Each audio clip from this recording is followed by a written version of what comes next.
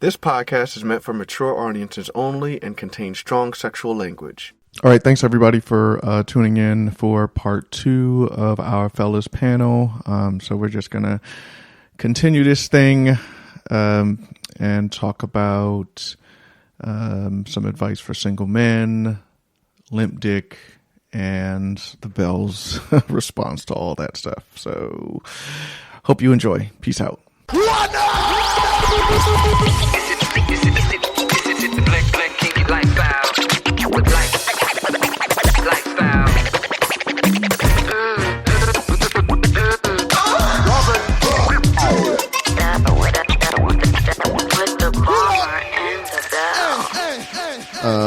So we have another question. It sort of stays on the same theme as far as women and men in the lifestyle.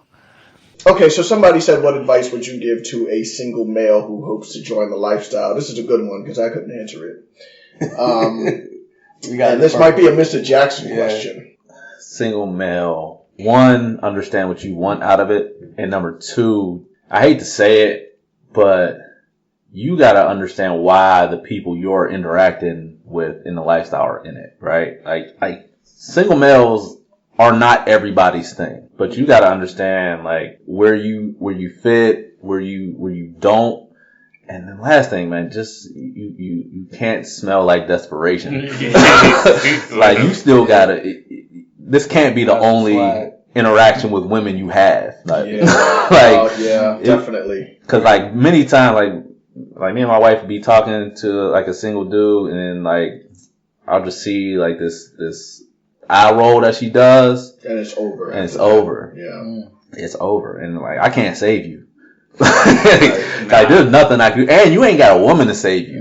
Like, so it's a lot about like you have to be able to talk and vibe with women and build sexual energy with women like pretty consistently. Because I feel like what happens with single men, especially black men, I think you got to know your audience, you got to know your crowd, you got to know your party, you got to know the atmosphere you're in. Because I think there's some parties where black men are the main attraction. Yeah, I didn't want to touch on that. And the parties are for those individuals, right? And that's fine. And if you want to make that your lifestyle experience where you seek these environments where, you know, you're the star of the show, all you have to do is show up and put your dick out and get some. There are places and parties for you. Yeah. I can't vouch for the quality of couples and ladies that you will be fucking, but I guarantee you, and especially in the Northeast, you can find a party probably every weekend where you will be the star. Probably every day. Attraction. You might not even have to talk. You just show up. But to me, I think that's just, again, that's a subsection of the lifestyle. Correct. It's not a true example of the lifestyle. Now, when you're involved with couples, long-term relationships. I never really participated in that part of the lifestyle. Right. So I interacted with couples. Mm-hmm. So it was a little bit different. Like I had been invited to places where like, yeah, you just pull your dick out and then that's the game. Mm-hmm. Right? So that's one thing. But then there's, you know, environments where you still got to be able to bob and weave in and out of conversations, not be weird, not be socially awkward. Speaking to that part as a married man in the lifestyle, that's like the biggest fumble that I see. Like, I mean, mostly at meet and greets, like, because that's kind of where you have to do it, but it's so many things that can be just can change the vibe of the conversation you're having with the woman. Like, really just look at it like you at a bar and you just floating through in the conversation. Like, it ain't, don't overthink it. But also don't think just because you had a good 15 minutes that, you know, it's go time. Like, don't assume it. So this is interesting. I'm glad you brought that up because the question I'd have for Mr. Amore, because at your events you typically have couples only events, but you might involve one or two single males. How do you select that single male? Like, is there like an application process or an interview? And again, I'm just an employee with the More Getaways. Runs the show, and I think that has a lot to do with it. Where I think you meet one or two single males, word of mouth. You see them in social environments. And they cool. They just part of the vibe. And it gets to the point where you're not even wondering about, oh man, where's your partner? They're just part of the group. You know what I mean? And the successful single males can, again, read the crowd. They know how to behave. I hate to say the word behave. They know how to interact in the variety of lifestyle environments. Just like I was saying, there's a way you should interact with couples when you're at a hotel party. And then when you're at a club, it might be a little looser, cause you're dancing. You might want to dance with somebody first. So I guess just reading the audience, and then once you meet one or two single men, I think you get comfortable with them. And I think the ones that come to our events, either we know them as true lifestylers, meaning they understand the rules, they understand the ladies, and they're there to please the ladies, man. And that's one thing. Be there to please them, and it's not about you. And the guys that usually come to the more events aren't selfish dudes. You know what I mean? They're gonna make sure the husband's cool. Yeah. They're gonna be like, yo, man, why don't you get with your wife? Like I've played with her, man. They'll encourage the wife to go play with the husband. Those type of cats. Like they appreciate the overall environment. Right. Yeah, that's what I was about to say. Yeah, that they contribute to making the environment sexy, and they're not just in it for them. I like that. So we talked a little bit about single males this time. Anything come up that was surprising? Not surprising, but I think it is key to really understand if you're a single male interacting with couples, really understanding like what you're trying to get out of it, like Mr. Jackson said, but also what are they trying to get out of it? Like what is their interest with having, involving you as a single male and not assuming something beforehand. Mm-hmm. You've been at a few parties where there are single males. Yeah. Tell us about the home runs and the strikeouts. I mean, I don't even think I've had a home run. Like I've had some decent experiences, but none that I would call like ideal experiences. And then I've definitely had some strikeouts. And my thing is, one, like there has to be the personality there. Like you have to have the charm and all of that to go with the package of being a single male. You have to be respectable. And you also, again, like I said, you have to know what the goal for the couple is. So, we had an experience where I was playing with a single male and you were watching and you were fine with just watching. You didn't need to be involved with us or, do anything with me while we were playing, but like he was trying to draw you into the situation. And for me, that just made it awkward because I knew you were just cool watching. Mm-hmm. And so then like, he's moving my hand over to you and, that just wasn't what we were doing at that time. And I was like, I'm here with you having this experience and my husband's watching and I want to be fully engaged in the experience so that he can see how much I'm enjoying it, because that's the fulfillment that you were getting out of Right, it. exactly. Yeah. But his assumption was that you wanted to be involved in a different way than you were. And so then that kind of took me out of the experience. So that's why I'm like, you gotta have a conversation or ask the question or something, so okay, how would this couple like to play with me, Yeah. Yeah, it's interesting because I think a lot of guys a lot of couples who participate in MFM, or how I see a lot of guys looking at it is they want to have the experience with their woman. They want to be a part of it, and and their woman likes, two guys at the same time.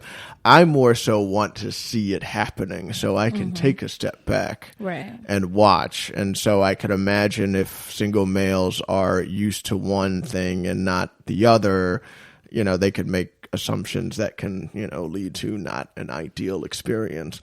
I'm remembering, though, one party we went to, and you didn't even bother playing with this single male, but his presence was distracting to me because he didn't try.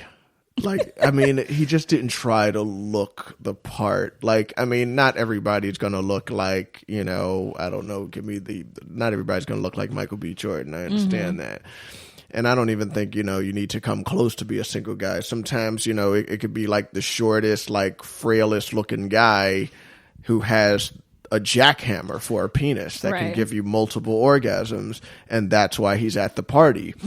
But if you don't know that, have something else that kind of makes you look presentable. They've just you can't be the creepy dude in the corner. Yeah, that's what I'm saying. That's not gonna work. And I would say that may work in some play situations, like play parties and things like that, but for the parties and the vibes that we generally attend, that does not work. No. You gotta have something else. If you don't have the body, the personality, you really need both. Style, my brother. Something. But if you're, and then y'all kind of got into a different conversation about the BBCs and all that kind of stuff, but we'll talk about that in a second. But it's just, if you have to know what are you doing here at this party. If it's just to fuck as many women as you can, that's not the single male that I'm necessarily looking for. I'm looking for a single male where I can have a very intense sexual experience with. And it doesn't have to be nothing serious, but it has to be good. Right. Nigga, you made it in the door. So, all right. Great. That was helpful. So, all right. So we're going to move on to the next question. Yeah. So the next question came up. This was, I think this when we had our talk with Locke and Trish, because there was a series of conversations we had after our episode, and one question had came up, and I think Locke had asked me this question, and I decided I was going to slip it in here. So this is interesting. So I'll just play it, and then we'll talk about our responses after. Next question. Do you ever feel like you're putting your wife on the auction block in the swinger lifestyles? That's a good one. That's a good question. I'll go first. For me, not so much online, because for me, that's, you go with your best option. And if you both are fly, not to say that I'm not fly, but I feel like, all right, if we want to get people's attention, as the bomber said, you put your lady booty on the profile, boom, you're gonna get some interaction, right? And I feel like it's a women-driven lifestyle, right? Right. So with that being in mind, I feel like I have put my wife in a situation that she has been on the auction block, more so at parties and at the club. My wife has pulled me to the side several times and told me, yo, like, I'm not feeling that, or, no, I don't want to put this outfit on right now, it's not time to dress down, I've been told that several times, and so in those, well, we know why. Yeah, like let's be honest about that. Like about Miss Moore's ass. No, I mean, we can be honest about that too. But I was talking more so about like why sometimes we might hint at it's time to change, because that's me taking off my shirt ain't doing nothing for this party.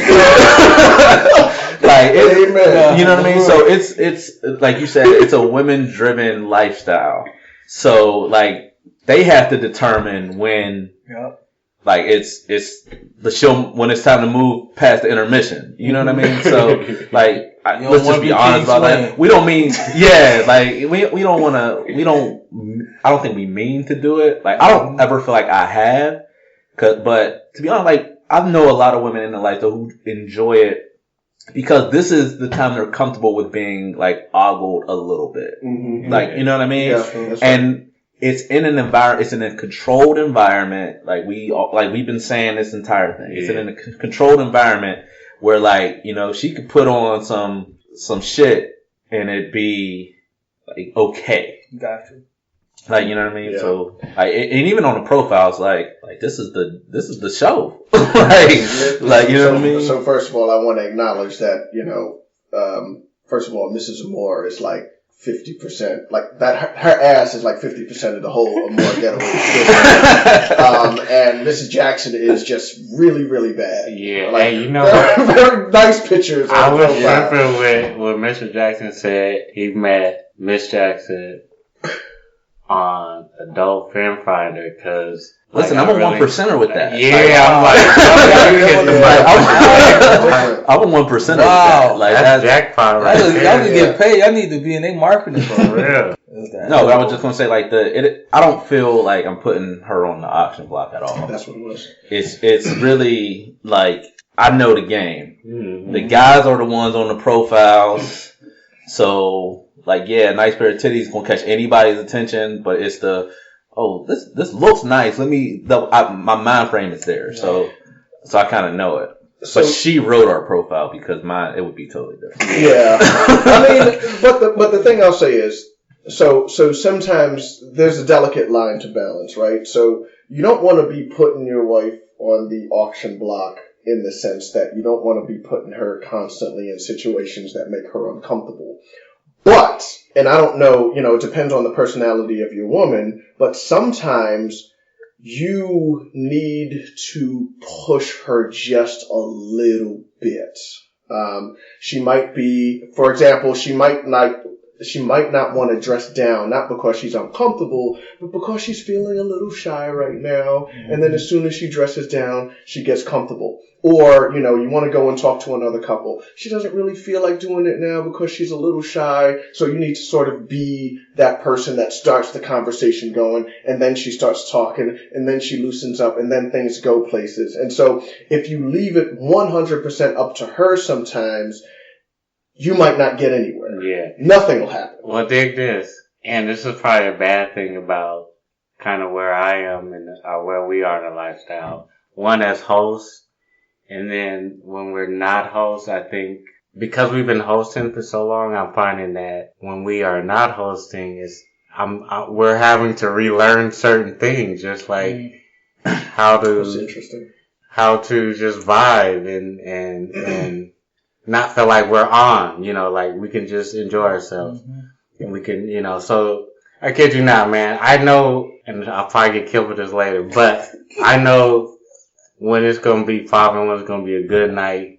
10 minutes into the party, because, like, if my wife is, like, chilling, she's like, yo, we went to one house party, and I just shut it down. I was like, no, I'm ready to go.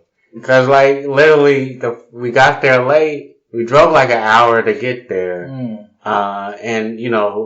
aside from what we do as our parties, it's rare that we get to kind of go out and just let our hair down, you feel me? And so I was like, ready, let's go.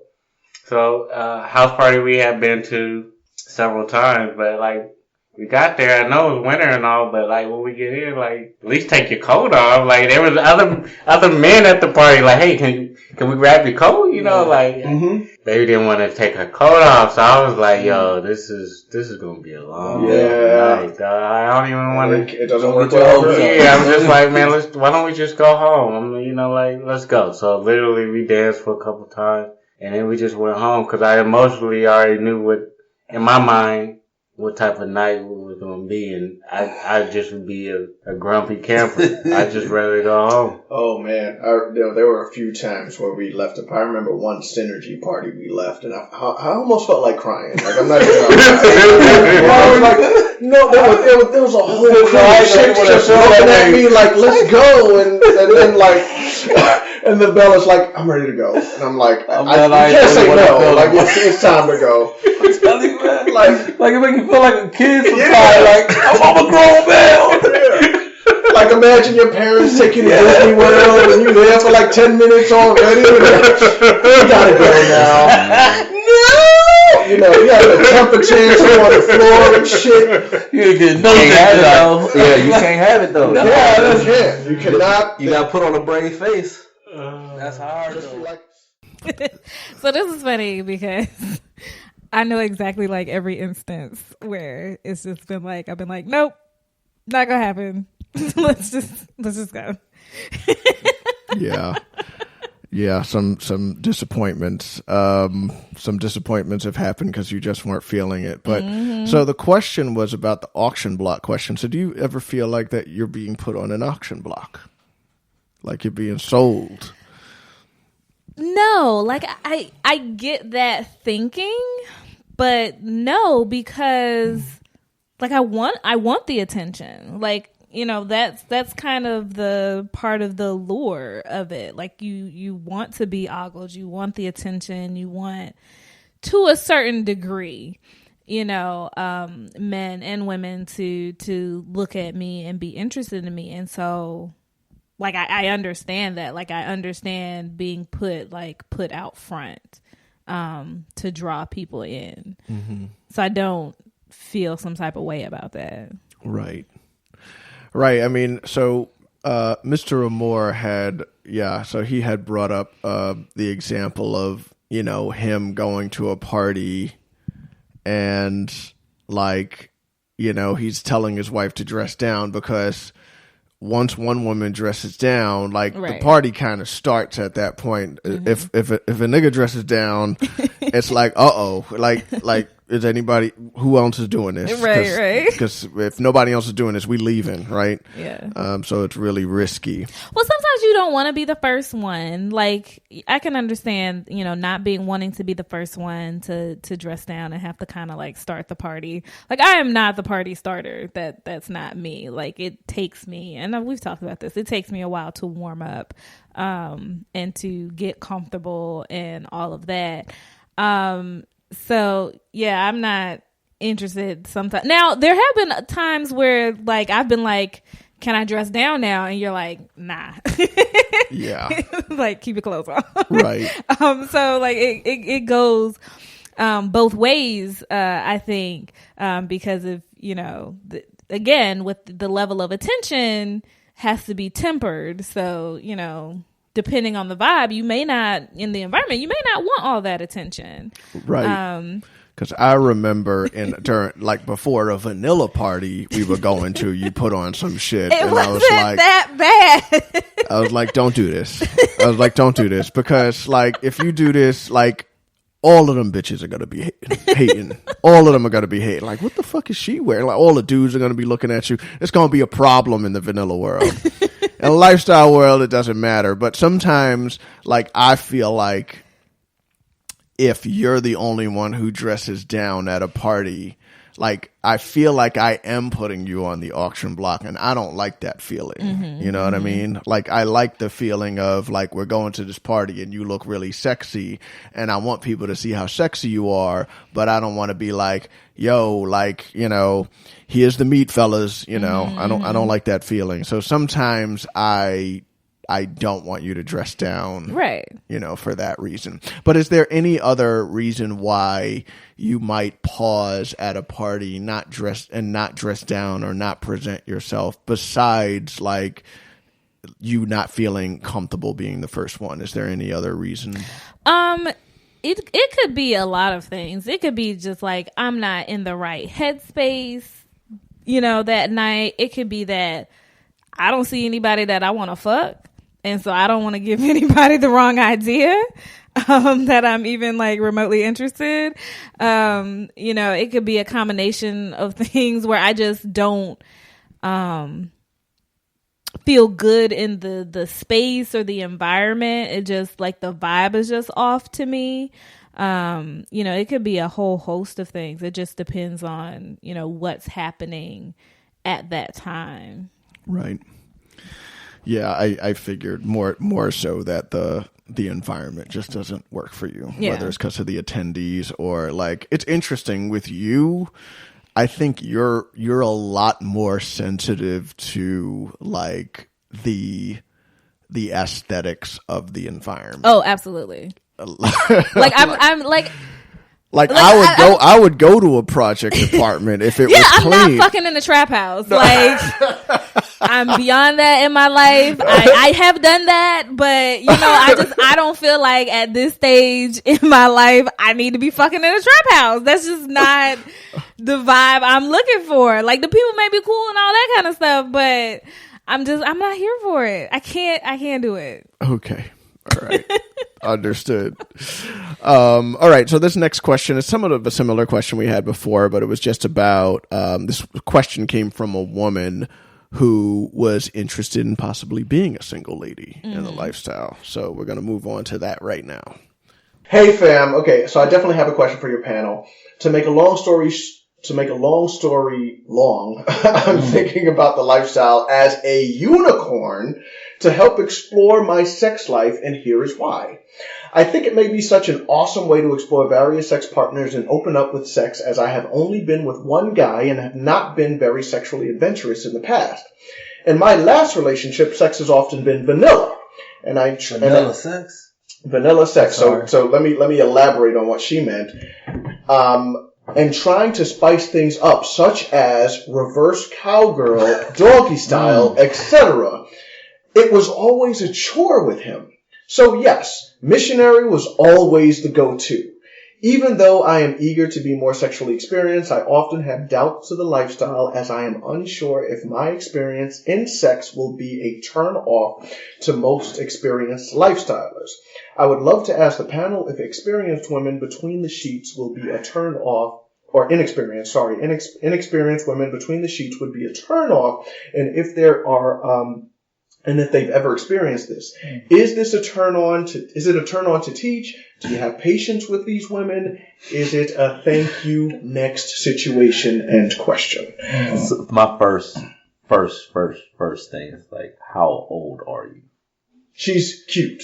Doesn't matter how old are you. She looks like she's in her 30s. Okay, so the lifestyle might be something you can navigate in a mature enough way to really experience what you want to experience. Okay. If she was 20, I'd be like, just go, just go find you a few more friends. Go on Facebook. Get more experiences. But if she's in her 30s, you would say but her question was more so, would you be turned off by an inexperienced woman? It depends on how old you are. Oh, okay. It does. I got you. So let's say she was in her 30s, so this wouldn't be a problem? It might be. Because she already set in her ways. Yeah, you can't be taught too much if she already... I mean, it's not that. It's just... She's tried reverse curl. Sorry. That's what I'm saying, man. She's tried reverse cowgirl and doggy style already, man. That's not enough, though.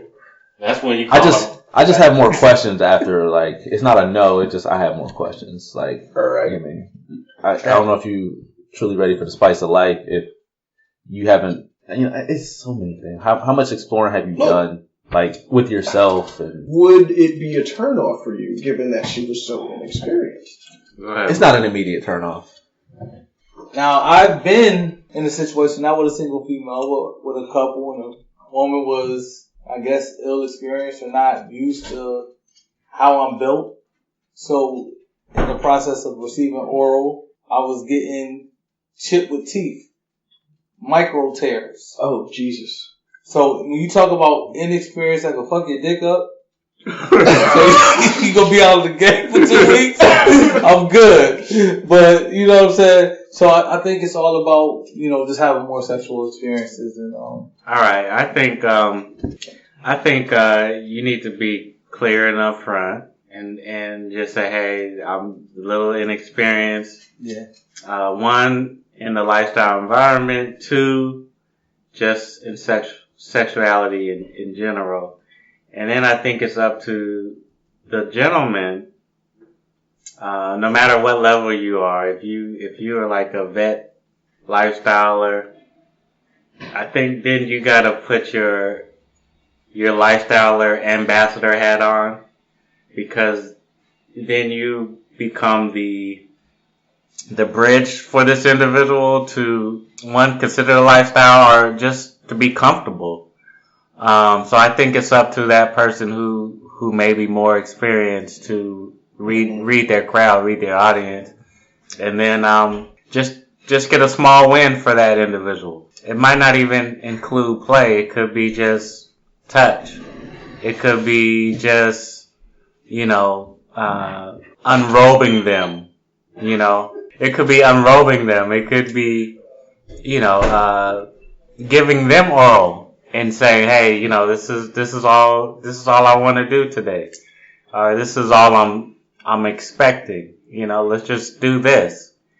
And then call it a win, and then move on and allow that person to enjoy that, to process that, and then maybe in a month or 2, 3, then she's gaining experience, basically. So basically you allow yourself to listen, and then you help provide some experiences for that person. And it might not be, if she's done cowgirl and that was like a big step for her, then you go back like 10 steps and you just say, hey, I just want to suck on your nipples today.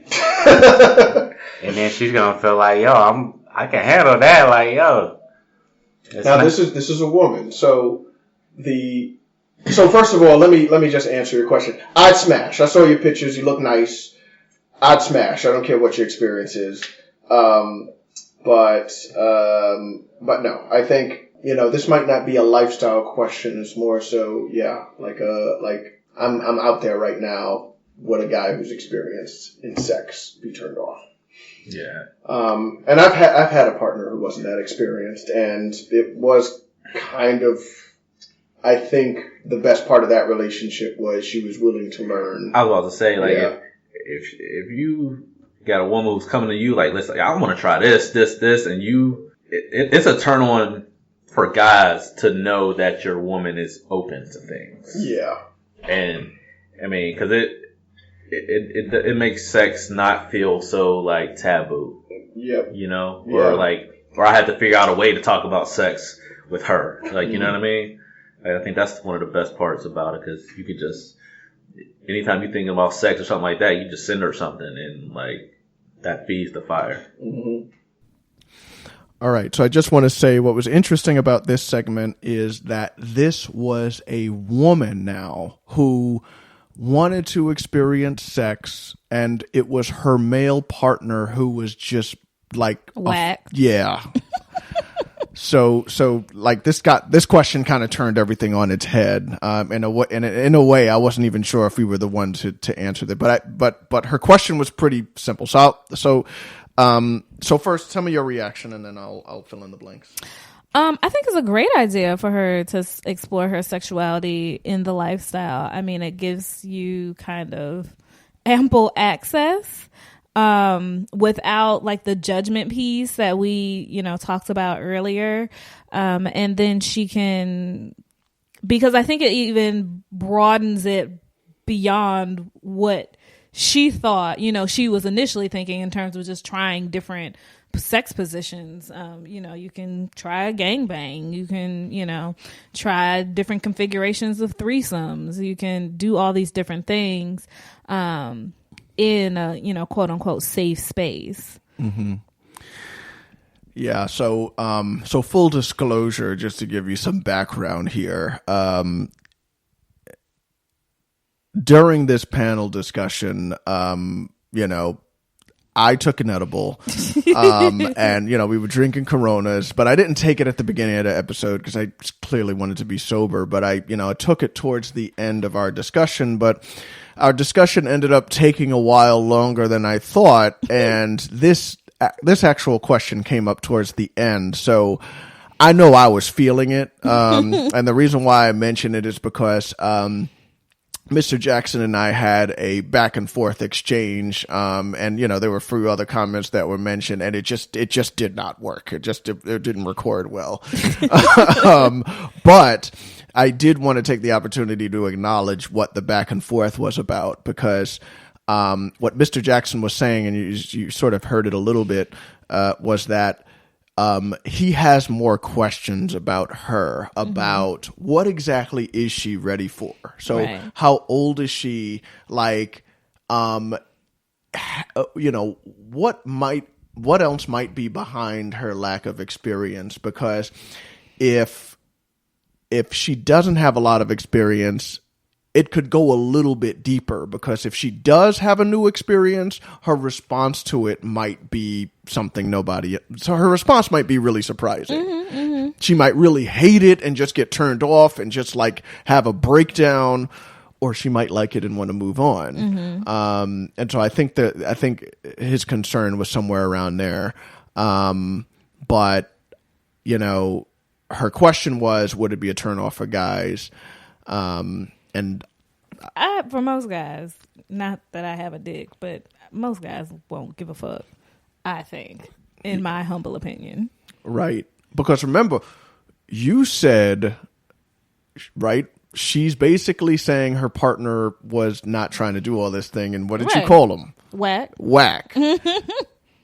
But the thing is, her lack of experience might also make her whack in the bedroom.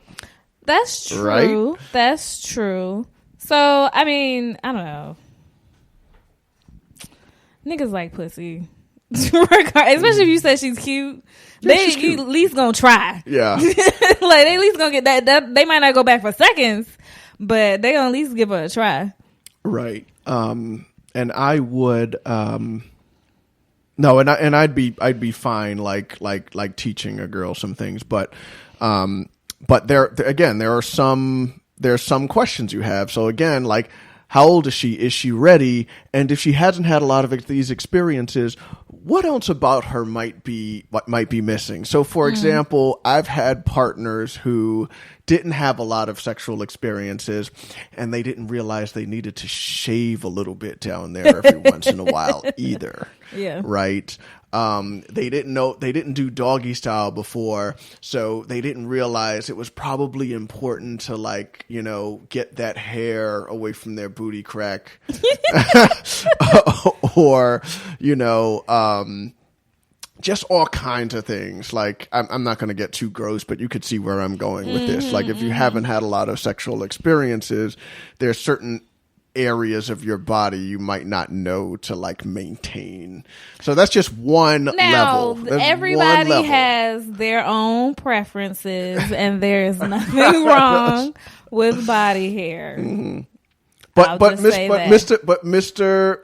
Black brought up the teeth thing. Like, if she's not used to giving blowjobs, that shit could hurt you. It could just lead to that's very negative experience. So I think where we were coming from, we stepped back a little bit and we were just like, look, find yourself a partner first, right? So it's not going to be a turn off for a lot of guys. You can find yourself a partner before jumping into the lifestyle, even if it's just a fuck buddy. Yeah.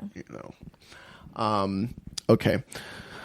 So that was, I think, the end of just the relationship sort of sequence. I guess my question for you is, are you ready to talk about another sequence? That was our longest one. So if you're tired and want to take a break, my hand still. All right, so now we're going to talk about. So the fellas and I mean, we talked about some of the disappointments that we experienced. So we're going to jump into that, and then we're going to, again, hear what you got to say about that. Mm-hmm. What do you do to prevent limpdick? Oh, Rockstar. Yeah. All right, we might as well just. Yeah, like. That's an easy one. We can extract quick. So Rockstar. So Yeah. like. So tell me about Rockstar, because I don't think it's something I've used. So Rockstar is an energy drink that comes in a can. It's like Red Bull, but it's black and it's heavy in ginseng and a couple of other vitamins that I can't pronounce the name right now. But it's the black and gold can. And I don't know if it's a placebo effect or not with me, but it's like whenever I have one before a session or going to a party, I have that extra Okay.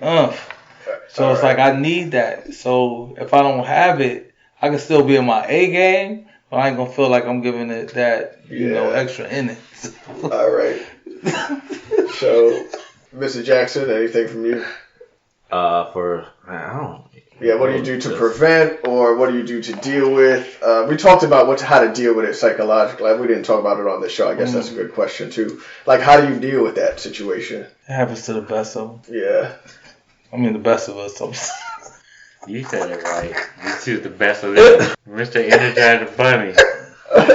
Yeah, so I say I've used C-rings before. Those are pretty good. C-rings are dope.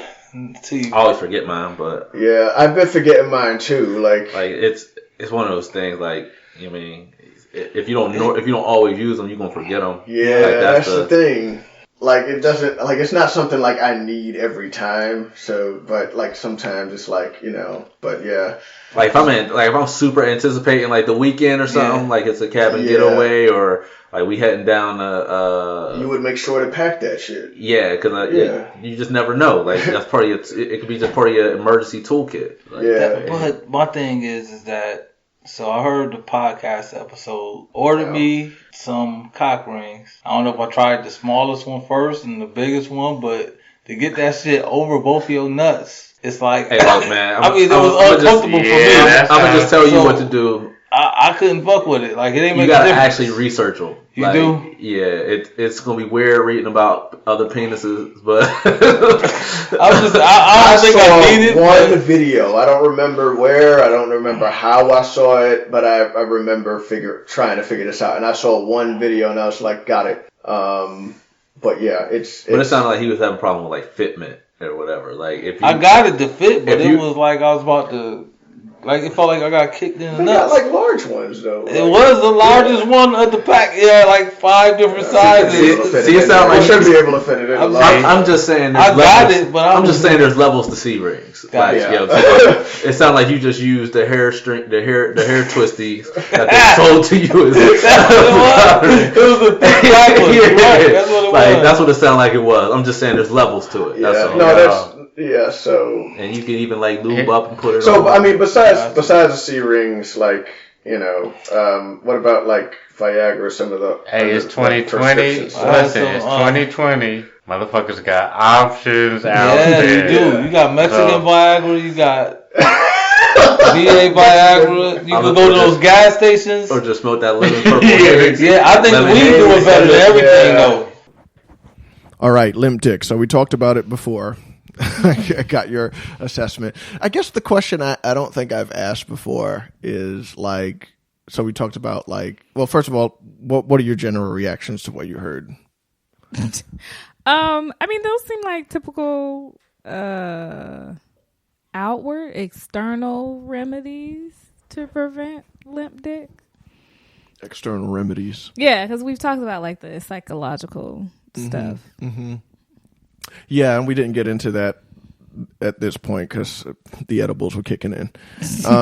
But I guess the question is, do you have a reaction when you see a guy wearing a cock ring?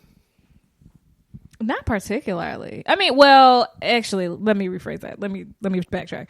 It depends on what kind of cock ring we're talking about.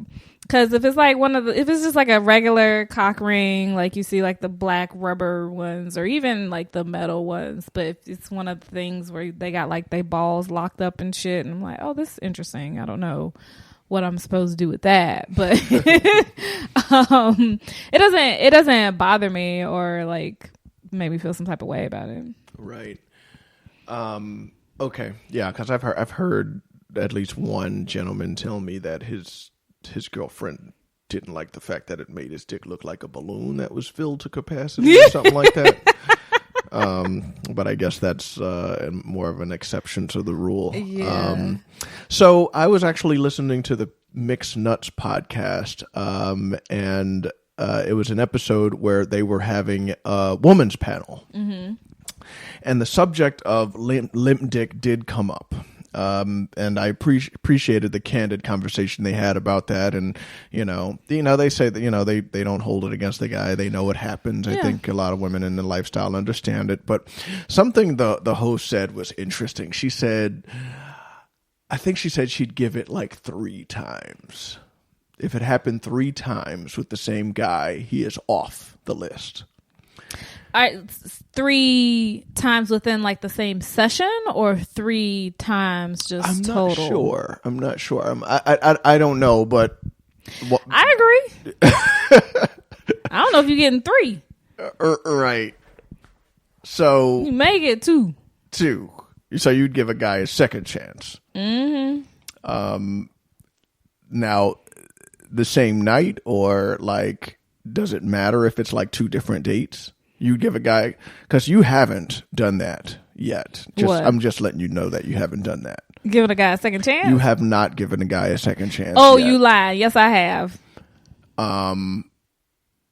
As far as a second date? Yes. Oh, it's like your favorite person. My favorite person. Oh, you've only given him. Oh no, you did give him 2 chances. Oh yeah, you're right. Okay, all right. Okay, yeah. So 2. So it looks like your limit is 2. Yeah. Okay, all right, got it. But when it happens the second time, like what's the conclusion in your mind?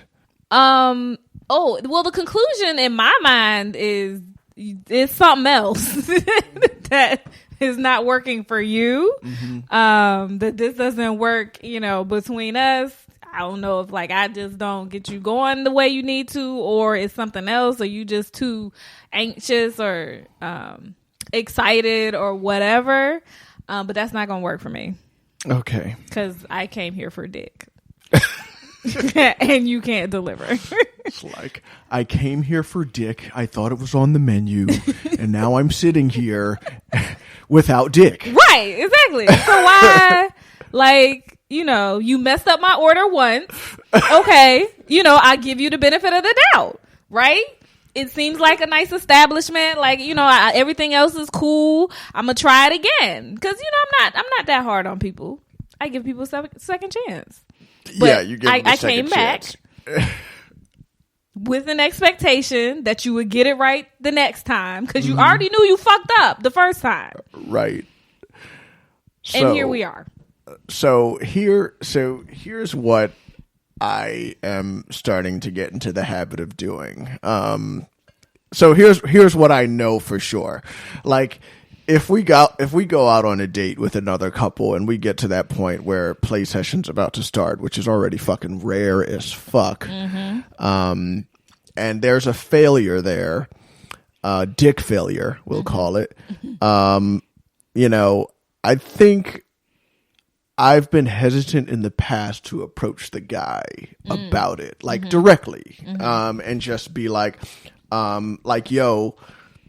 Like, not to address it psychologically, just to be like, yo, this kind of thing happens. Next time, here's what I'm going to suggest. And then I'll probably be like, yo, C-rings, them shits work for me. I'll be like, yo, look, I got like Cialis upstairs. I could break you off a piece. try that shit with your wife, see if it works, and then the next time we meet up, that's what you got to use. Right. And you know what I mean? Like I don't know. I hear every once in a while a couple come out and say that, they were playing and then, a guy was having trouble and they just was like, yo, I'll get you some Viagra. Boom. Get that. Mm-hmm. I just wonder sometimes. Don't you have to wait for that though? Yeah, you have to. Yeah, you have to wait. But I think some people have like long nights. Mm-hmm. We don't tend to have those. Mm-mm. That's why I'm saying my style would have to be like, okay, the next time we meet, right? Like at dinner, nigga, like take that shit. But I haven't had a black man do anything like that. I haven't seen that happen. Mm-hmm. Because I know, because the thing for you is if that happens, for a second time, they're off our list. It fucks me up. Yeah. Because I'm not doing it. Like it's in our best interest for your dick to work. Right. So I have to invest energy and resources into that shit myself. I think that's one thing I learned in the lifestyle that I didn't realize before. So you had to worry about other niggas' dicks. Yeah. That's something I had to concern myself with. It's real. Yeah. So, all right, that concludes part 2 of the Fellaz Panel. Part 3 will be coming out soon. So stay tuned. Peace. Black and kinky lifestyle.